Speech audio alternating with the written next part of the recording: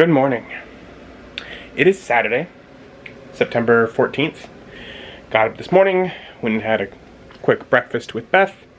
We're back home. She is playing D&D with her friends in the other room. They haven't played for a couple months, so that's good. I, on the other hand, have a computer issue that I need to resolve. My computer issues have to do with my editing software, and somewhat with the network issue that I resolved. So, whatever, a week ago, Wi-Fi adapter that's built into the computer died. Sad. Oh well, I went and grabbed the USB Wi-Fi adapter that I had in the other room for the other computer that doesn't have built-in Wi-Fi, put it in, it solved the problem perfectly. So I bought another one. Earlier this week, I got that installed. Perfect. Internet works. We're good. Since then, I tried opening my editing software, and instead of launching the editing software, Avid Media Composer 5.5, that I've been using since like 2011, when I got a student license while I was still in school, instead of launching like normal, it pulled up the, hey, would you like to activate your software? And I was like, it is activate. Well, if I just say yes, activate over the internet, continue, it has all my stuff entered in there, and just say activate, and it says activation code validation failed. So I took some time and I've looked up what that means. And basically, the way that this software is designed, when you activate it, it ties it to the NIC, network interface something, I don't know, that was used to connect to the internet when it's activating. So if you connect to the internet a different way, it doesn't recognize it. Now, in effect, the way I found that out is because it's an issue with laptops, and they give you special ideas for how to connect it when you're using a laptop so that it doesn't fail the next time you try and use it. But what this means is that when the network card on board died, and I cannot connect to the internet with that now, I can't get into the software to deactivate the license and reactivate it using the new piece. If I could, simple solution, carry on. Now there's a chance that the support team for Avid could solve this. But it's $50 to have a phone call with them to ask them to, and as my software is from like 2011, they might say, oh, update to the new software. You just have way out-of-date software. Which is true, but it's been working for me. The new software is subscription model, pay by month or year or whatever. I was like, I don't want to do that. And also, it's new enough, it's kind of like learning a new thing anyways, right? So, since I can't get my serial code working to be able to do what I want and get in there with the software that I know and whatnot, I've made a decision. I looked at what are other editing software options, and I came across DaVinci Resolve 19. And I'm like, I've heard of DaVinci Resolve. It's by Blackmagic Design, who, like, I want to get the camera that I want to get to replace this camera is by them, and actually comes with a full version of the software if I get it. I've been noticing that for years. I was like, okay. Now, I was thinking, probably won't need it, but whatever. Yeah. But the free version of the software should let me do everything I need to do currently that I've done with the current software. So I'm going to learn a new piece of software. I'm going to download DaVinci Resolve 19. I've been using Avid Media Composer since I got out of school, where I was trained to use that software. And it's like, ooh, big fancy software. I use HitFilm Express or whatever on the other computer for vlogs. It's very basic. It does not quite do what I need to do for these videos. I could make it work, but it would be a stretch. So I would much rather get something a little fuller function. So yeah, my issue is that my software decided, hey, you had a hardware issue, so we're not going to let you use this software anymore now that you solved your hardware issue. Congratulations. Well, thank you, Avid. I guess I'll move on to DaVinci Resolve now and try learning something else. So from the start, looking quite different. Timeline goes across the whole screen rather than just one screen. Not saying it's bad. But but you know, things to get used to. The way bins are working is a little different, but I might be able to probably split it up and make it work more how I would imagine.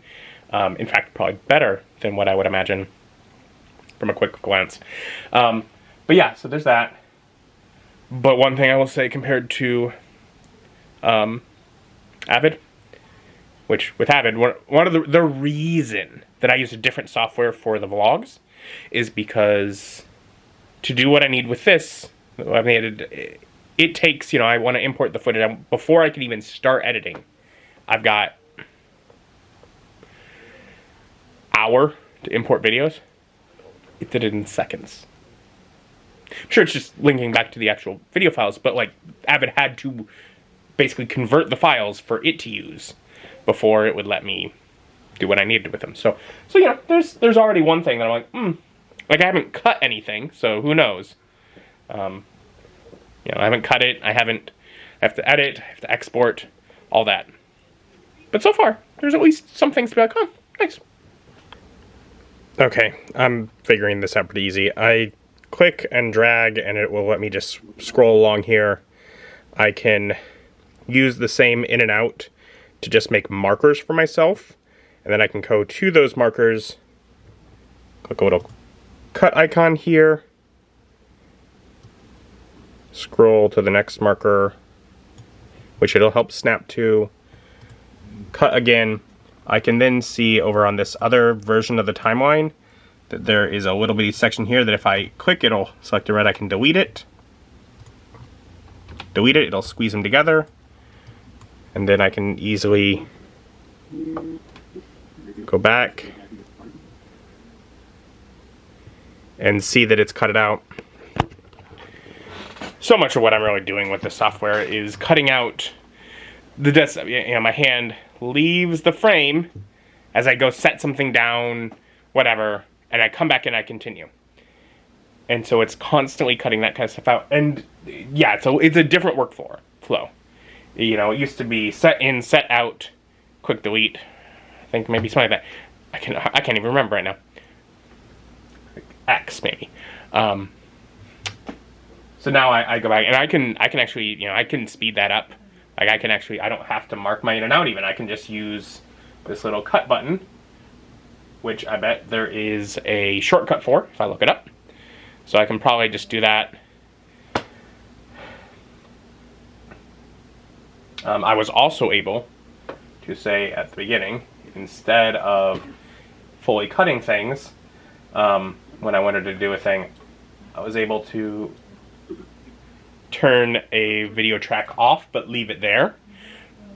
Particularly useful for times where I'm jumping between my camera that looks at me shot and my top down back and forth. I can just turn it off and adjust it from there. It's gonna be a learning process. I haven't figured out audio yet. I figured out how to turn off the audio track that I use to sync the two, but then don't really want because it's not as good a quality. But when I do that, it is louder. So I then have to go turn the better quality one volume up a little bit. I haven't found that yet. I'm still working. I guess I should limit how many cuts I do in case I have to do it to each chunk of the track. Okay, so I'm gonna do that now. And alright, so I managed to figure some things out. So, it all started as I'm like, okay, so I looked up online and I'm like, there are different modes for color correction and audio, and I was trying to figure out, how do I get to those? There's a way in Workspace to do it, but the way I found it was if I shrunk this down and I raised this up, I discovered that hiding behind my taskbar were some extra icons down at the bottom. And amongst them were this audio thing that would let me come into audio mode. And I was able to get the audio good enough, I think. I'm not sure. I might try as I go on doing it a different way. I was able to get it working. Basically, I have the audio of that I don't want in track 3 and just muted.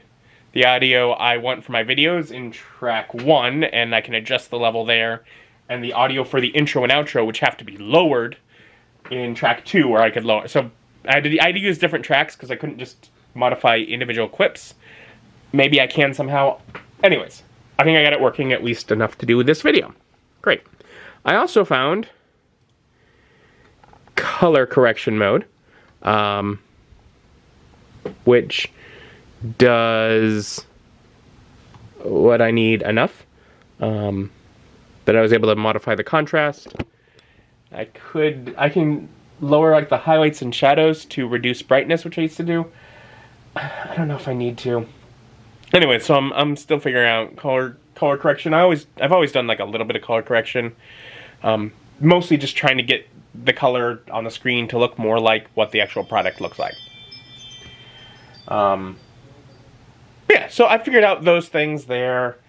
Do seem like things I want to do probably before going through and editing, so it's already applied to the clips. Anyways, that's not the big thing I found. Another thing down here is because I was working and explaining how, figuring out how things worked in this, what they call cut mode. But there's also edit mode. Edit mode is exactly what I'm used to. Other than, again, like my brain said, oh, I pressed delete to remove the clip. No, it was X. Well, in this one it is delete. But otherwise it lets me literally go through as I'm used to, use the same in and out, and then I click delete and it ripples in the delete. I can edit it exactly how I was used to. I have the other option in the other mode if I want to do things a little different. So I have options, but yeah.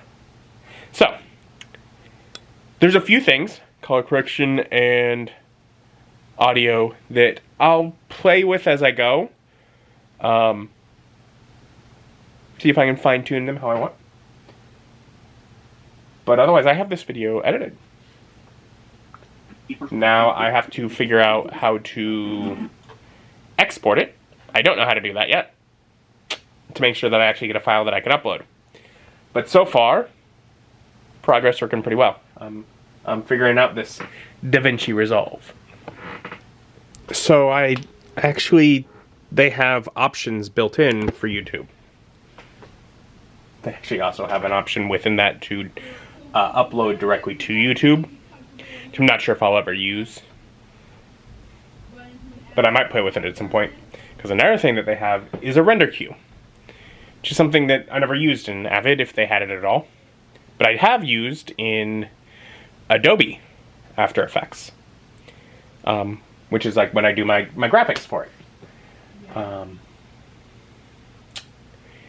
Anyways, the point with that is that, let's say I edit multiple videos.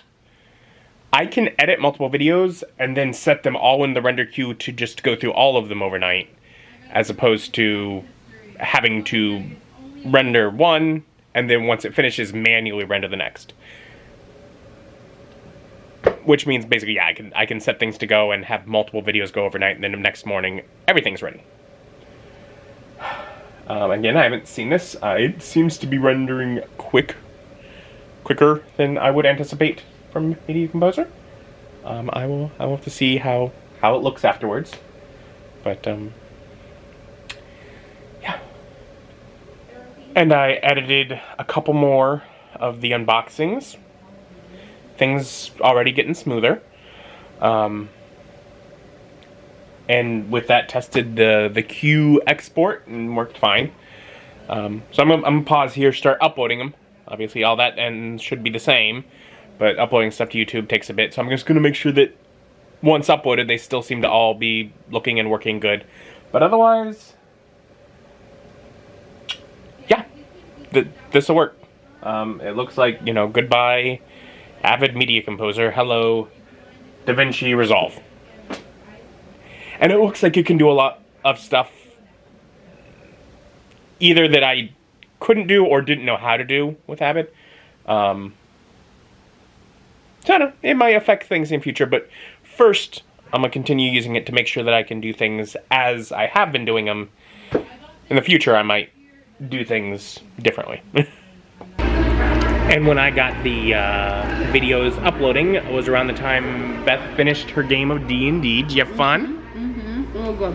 And now she's got plans to go hang out with Chas, and so we're getting some canes before she heads out. You know, trying to get a little more time with her. You know, because she's busy with all her friends today.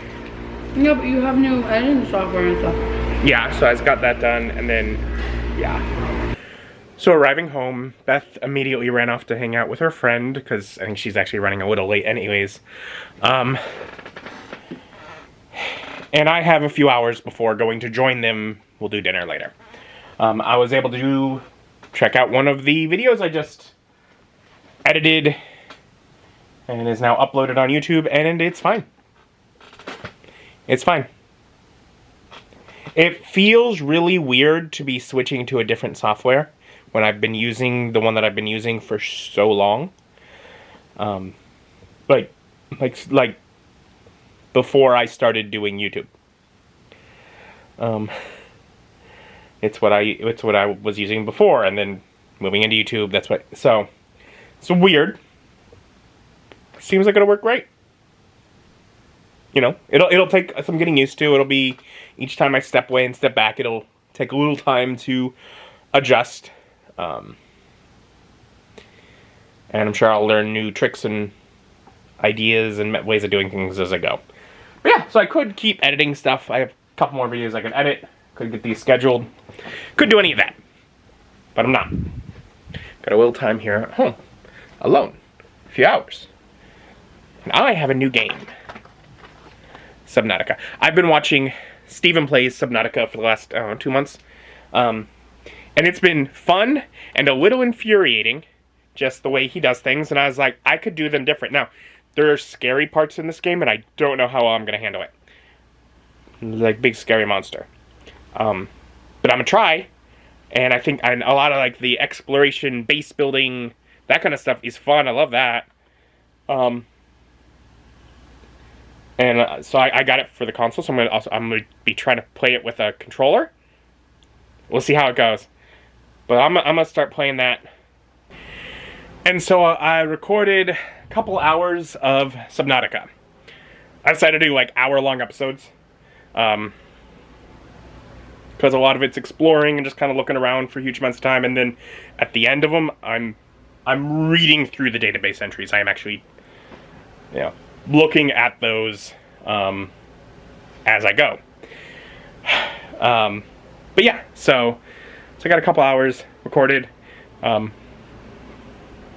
Liable to hear from Beth in less than an hour to go meet her and Chas for dinner. So I'm just gonna save and call it a day. But I'm enjoying it. Subnautica is fun. I mean, I'm not to like the super scary parts yet. I know they're coming. But right now, you know, exploration, survival, building, all that part's fun. And we're meeting at Dewey's Pizza. Pizza! And we've got pizza. I went controversial. She likes it. I love pineapple on pizza. And we's home. Mm-hmm. Did you have fun catching up with Chas? Yeah, it was good friend day for me. You had a good friend day? Needed friend, as always. Yeah. No, I just got stuff done around here. That's good. I just get you all the time. Yeah. And I like seeing the people that kept me sane and happy before it was you. Love you. Love you too. Okay. As I maybe get some of the videos I edited scheduled. And then we relax. Thank you for joining us. Join us as our journey continues. Bye.